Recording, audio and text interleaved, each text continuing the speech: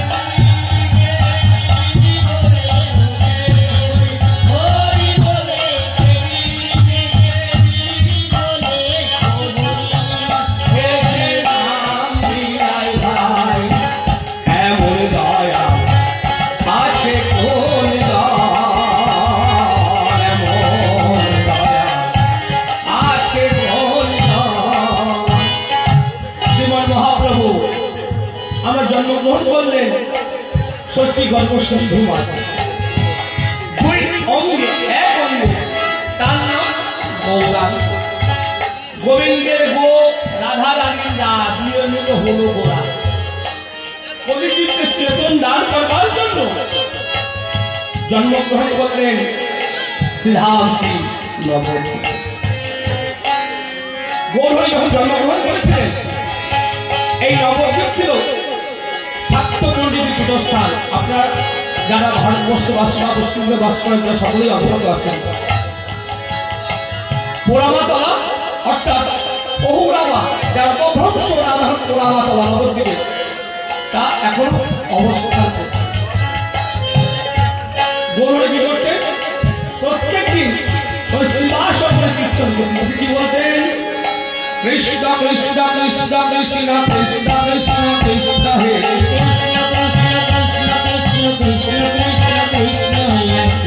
কৃষ্ণ কৃষ্ণ কৃষ্ণ কৃষ্ণ কৃষ্ণ কৃষ্ণ হে Krishna Krishna Krishna Krishna Krishna Krishna Krishna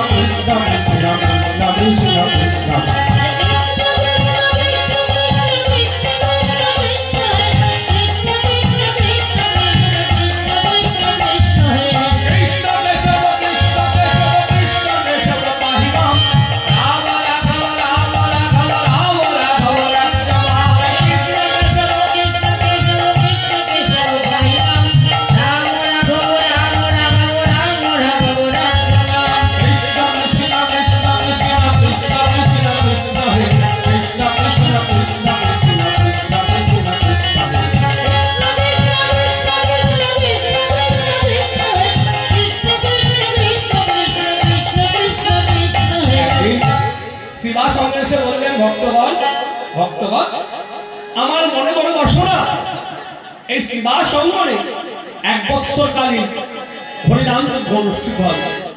এক ভক্ত বলেন, প্রভু তোমার ইচ্ছে আমার আদেশ বলো, বলো কি করতে পারি আমরা? বলহরি বলছেন, তবে শোনো, তোমাদের কাছে আমার অনুরোধ, তোমরা কেউ অপরাধ করো না।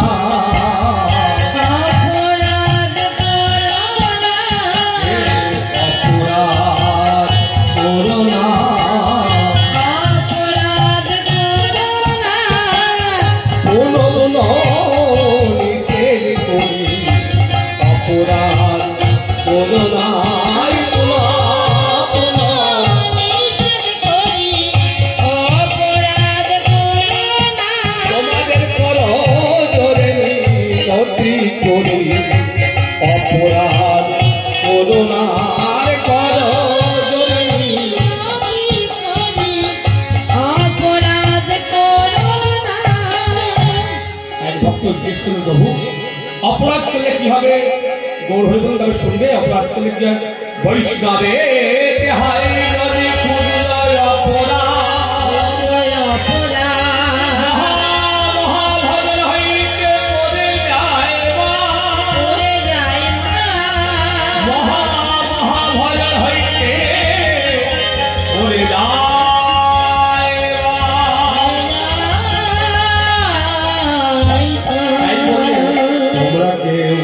অপরাধ করো না, অপরাধ করো না, বলো বলো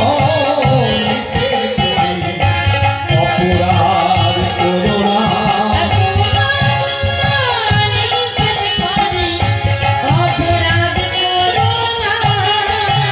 প্রভু আমরা মায়াবত হই, পদে পদে আমরা অপরাধ করি। অপরাধ থেকে নিস্তার পাওয়ার উপায় কি? গৌর হরি বলতে, তাও শোনো, তোমরা কি করবে জানো? তোমরা কৃষ্ণ কৃষ্ণ বলো মুখে, কৃষ্ণ